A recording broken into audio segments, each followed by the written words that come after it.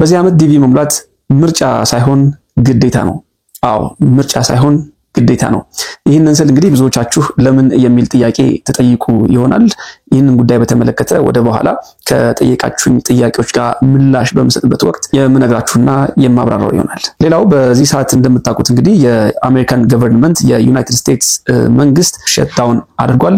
በዚህም ደግሞ ብዙዎቹ መስዋዕትነት እየከፈሉ ይገኛሉ። እንዲሁም ደግሞ በርካታ ኢትዮጵያውያን በአሁኑ ሰዓት በዩኤስሲአይኤስ የሚኖራቸውን ፕሮሰስ በተመለከተ ምን ላይ ይገኛል፣ ዩኤስሲአይኤስ ስራውን አቁሟል ወይስ እየሰራ ይገኛል የሚሉ ጥያቄዎች መተውልኛል። በተለይ ደግሞ ወርክ ፐርሚትን በተመለከተ ናቹራላይዜሽን፣ ግሪን ካርድ፣ ፓስፖርት እና ሌሎች መሰል ከቪዛ ጋር በተገናኘ ያሉ ፕሮሰሶች ምን ላይ ናቸው የሚሉ ጥያቄዎችን ብዙዎቻችሁ እየጠየቃችሁ ትገኛላችሁ። ይህንን በተመለከተም አንዳንድ መረጃዎችን ወደ እናንተ የማደርስ ይሆናል። በተጨማሪም እንግዲህ በአሁኑ ሰዓት ዶናልድ ትራምፕ ከስልጣን እንዲለቁ በርካታ ገቨርነሮች ጥያቄ እያቀረቡ ይገኛሉ። በዚህ ዙሪያ የማስመለክታችሁ ጉዳይ ይኖራል። አብራችሁን ቆዩ። ታዲያ በቆይታችሁ ላይክ ማድረግ እንዳይረሳ፣ አዲስ ሆናችሁ የምትከታተሉ ደግሞ ሰብስክራይብ በማድረግ የሳም ዩቲዩብ ቻናል ቤተሰብ ይሁኑ። ቀጥታ ወደ መረጃዎቹ እንሄዳለን። በመግቢያዬ እንደተናገርኩት እንግዲህ ዲቪ መሙላት በዚህ ዓመት ዲቪ መሙላት ምርጫ ሳይሆን ግዴታ ነው ብያችሁ ነበረ። ይህን ያልኩበት የራሴ ምክንያት አለኝ። እንደሚታወቀው በዚህ ዓመት እንግዲህ ዲቪ ለመሙላት የዲቪ አፕሊኬሽን ለመሙላት $1 ክፍያ መክፈል ይጠበቅብናል። ይህን ለማድረግ ደግሞ እንደሚታወቀው ክሬዲት ካርድ ወይም ደግሞ ዴቢት ካርድ ያስፈልጋል። ያ ማለት ቪዛ ወይም ደግሞ ማስተር ካርድ ያስፈልጋል ማለት ነው። እንደዚህ አይነት አክሰስ ያላቸው ሰዎች ደግሞ እጅግ በጣም ጥቂት ናቸው። ያ ማለት ምንድነው እንግዲህ በዚህ ዓመት እንግዲህ አክሰሱ ኖሯቸው የዲቪ ሎተሪ እጣ ውስጥ የሚገቡ ሰዎች እጅግ በጣም ጥቂት ይሆናሉ ማለት ነው። ይህ ደግሞ ከሞሉ ሰዎች በርካቶቹ እድለኛ እንዲሆኑ የሚያደርግ ጥሩ አጋጣሚ ይሆናል ማለት ነው። ይህ ብቻ አይደለም እንግዲህ ከአሜሪካን ሀገር እንደሚታወቀው በርካታ ኢሚግራንቶች ያ ማለት ህገወጥ ስደተኞች ከሀገር እንዲባረሩ እንዲወጡ እየተደረገ የሚገኝበት ሁኔታ ነው ያለው። በዩናይትድ ስቴትስ ከፍተኛ የሆነ የሰው ኃይል እጥረት እንዳለ ይታወቃል። ይህን ተከትሎ በህጋዊ መንገድ የሚገቡ ሰዎች በከፍተኛ ደረጃ ይፈልጋሉ። በዚህ ዓመት እንግዲህ $1 አፎርድ አድርገው ወይ ደግሞ አክሰሱ ኖሯቸው የሚሞሉ ሰዎች በከፍተኛ ደረጃ እድሉን አግኝተው ወደ ዩናይትድ ስቴትስ መግባት የሚችሉበት ሰፊ መንገድ እንዳለ አመላካች ነው ማለት ነው። ስለዚህ በተቻለ መጠን አክሰሱ ያላቸውን ሰዎች ፈልጋችሁ ይህንን አጋጣሚ መጠቀም ይኖርባችኋል ማለት ነው። እንደ ዲቪ 2026 ሁሉ በዚህ ዓመትም እንግዲህ ያለ ፓስፖርት ዲቪ መሙላት ትችላላችሁ። እንግዲህ እስካሁን ዲቪ ሊሞላ የሚችልበት ስፔሲፊክ የሆነ ቀን አልተነገረም፣ እስካሁን በይፋ አልወጣም። ከዚህ ቀደም እንደተባለው ከሆነ እንግዲህ ኦክቶበር መጀመሪያዎቹ አካባቢ እንደሚጀምር ነበረ። ነገር ግን እስካሁን ምንም አዲስ ነገር የለም። ይህንን ጉዳይ በተመለከተ አዲስ አፕዴት ሲኖር የማሳውቃችሁ ይሆናል። እንዲሁም ደግሞ ክሬዲት ካርድ ወይም ደግሞ ዴቢት ካርድ የሌላችሁ ወይም ደግሞ ለቪዛ እና ለማስተር ካርድ አክሰስ የሌላችሁ ሰዎች አክሰሱን የምታገኙበትን መንገድ አጣርቼ ወደ እናንተ መረጃውን የማደርስ ይሆናል። ታዲያ አዳዲስ የመለቃቸው መረጃዎች እንዲደርሱ ሰብስክራይብ በማድረግ የቻናሉ ቤተሰብ መሆናችሁን አትርሱ። ሌላው ጉዳይ ዩኤስሲአይኤስን አስመልክቶ እንግዲህ አሁን ያለበትን ወቅታዊ ሁኔታ በተመለከተ ጠይቃችሁኛል። ከዚህ ቀደም በሰራውላችሁ ቪዲዮ እንግዲህ ገቨርንመንቱ የዩናይትድ ስቴትስ ገቨርንመንት መዘጋቱን ተከትሎ እንደሚታወቀው እንግዲህ ፌደራል ገቨርንመንት መስሪያ ቤቶች ተዘግተዋል። አንዳንዶቹ ደግሞ ፋንክሽናል ናቸው፣ አገልግሎት እየሰጡ ይገኛሉ። ሆኖም ዩኤስሲአይኤስ በዚህ ሰዓት አገልግሎት እየሰጠ ይገኛል። ለወርክ ፐርሚት አፕላይ የምታደርጉ ከሆነ ወይም ለስራ ፈቃድ አፕላይ የምታደርጉ ከሆነ፣ ለናቹራላይዜሽን አፕላይ የምታደርጉ፣ ለግሪን ካርድ እንዲሁም ደግሞ ሌሎች መሰል ፕሮሰሶችን እያደረጋችሁ ያላችሁ ሰዎች በዩኤስሲአይኤስ እነዚህ ሂደቶች አሁንም ቀጥለዋል። ምንም የተቋረጠ ነገር የለም። ነገር ግን ዓለም ላይ የሚገኙ የተለያዩ ኤምባሲዎች ላይ ፕሮሰስ የምታደርጉ ሰዎች አንዳንድ ዲሌይ ወይም ደግሞ መዘግየቶች ሊያጋጥሙ ይችላሉ። ያ ደግሞ እየሆነ ያለው የነኚህ ኤምባሲዎቹ ፈንድ የሚደረጉት ዓመታዊ በጀቱን ተከትሎ በመሆኑ ነው። ነገር ግን ዩኤስሲአይኤስ ፈንድ የሚደረገው እንግዲህ ለተለያዩ ፋይሎች የምንከፍላቸውን ክፍያዎች በመጠቀም በመሆኑ ዩኤስሲአይኤስ በአሁኑ ሰዓት ፋንክሽናል ነው። ምንም አይነት የግሪን ካርድ ናቹራላይዜሽን እንዲሁም ደግሞ የወርክ ፐርሚትን በተመለከተ ሙሉ አገልግሎት እየተሰጠ ይገኛል። አይኖ ፐርፎርማንሱ ከዚህ ቀደም በነበረበት መንገድ ላይሆን ይችላል።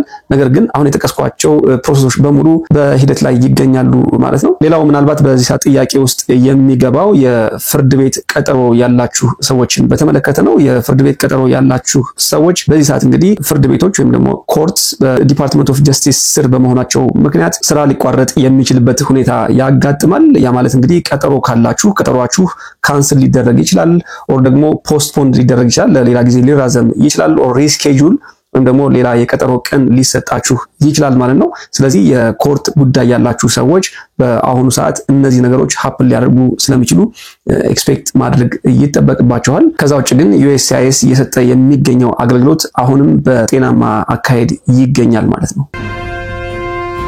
ገቨርንመንት ሸትዳውንን በተመለከተ እስኪ አንድ ቪዲዮ ላስመልክታችሁ። ዶናልድ ትራምፕ በ2013 የተናገሩትን እጅግ አነጋጋሪ ጉዳይ። In my opinion, I hear the Democrats are going to be blamed and the Republicans are going to be blamed. I actually think the president would be blamed if there is a shutdown, and it's not going to be a horrible shutdown because, as you know, things will sort of keep. Well, it's a partial shutdown, right? If there is a shutdown, I think it would be a tremendously negative mark on the president of the United States. He's the one that has to get people together. So በዚህ ሰዓት እንደሚታወቀው ሪፐብሊካን እንዲሁም ደግሞ ዲሞክራቶች ብሌም ሲደራረጉ እየተመለከትን እንገኛለን። እንግዲህ ለገቨርንመንት ሸትዳውኑ ምክንያት ዲሞክራቶች ናቸው ሪፐብሊካን ናቸው እየተባባሉ ሲጠቋቆሙ እየተመለከትን እንገኛለን። የተመለከታችሁት ቪዲዮ ደግሞ ዶናልድ ትራምፕ በ2013 የተናገሩትን ለጉዳዩ ተጠያቂ የሚሆነው ሪፐብሊካንም አይደሉም ኦር ደግሞ ዲሞክራቶችም አይደሉም፣ ይልቁኑ ለገቨርንመንት ሸትዳውን ተጠያቂ የሚሆነው ፕሬዝዳንቱ ነው፣ ፕሬዝዳንቱ ሙሉ ኃላፊነቱን መውሰድ አለበት ሲሉ ተደምጠው ነበር። ሆኖም በአሁኑ ሰዓት እሳቸው ፕሬዝዳንት በሆኑበት በዚህ ወቅት እንግዲህ የገቨርንመንት ሸትዳውን አጋጥሟል።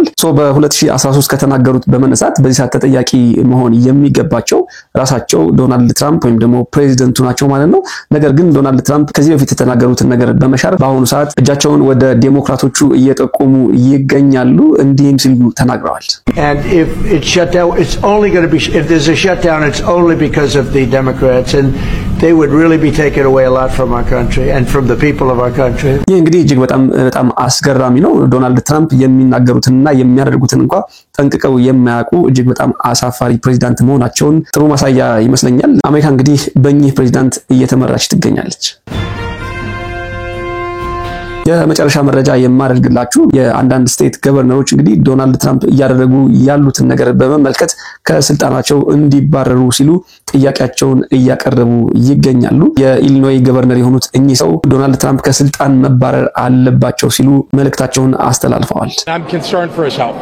There is something genuinely wrong with this man and the 25th Amendment ought to be invoked. እኚህ ገቨርነር እንግዲህ ዶናልድ ትራምፕን ጤነኛ አይደለም፣ አገሪቱን እየመራ መቆየት የለበትም፣ አሁኑኑ ተባብረን ከስልጣን ልናስወግዳቸው ይገባል ሲሉ ተናግረዋል። እንግዲህ የኮንስቲቲዩሽኑን 25ኛ አሜንድመንት በመጠቀም ዶናልድ ትራምፕን ከስልጣን ማስወገድ አለብን ሲሉ ተደምጠዋል።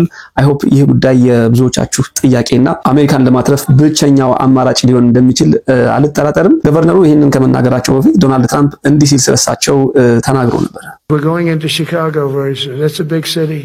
With an incompetent governor, stupid governor, stupid.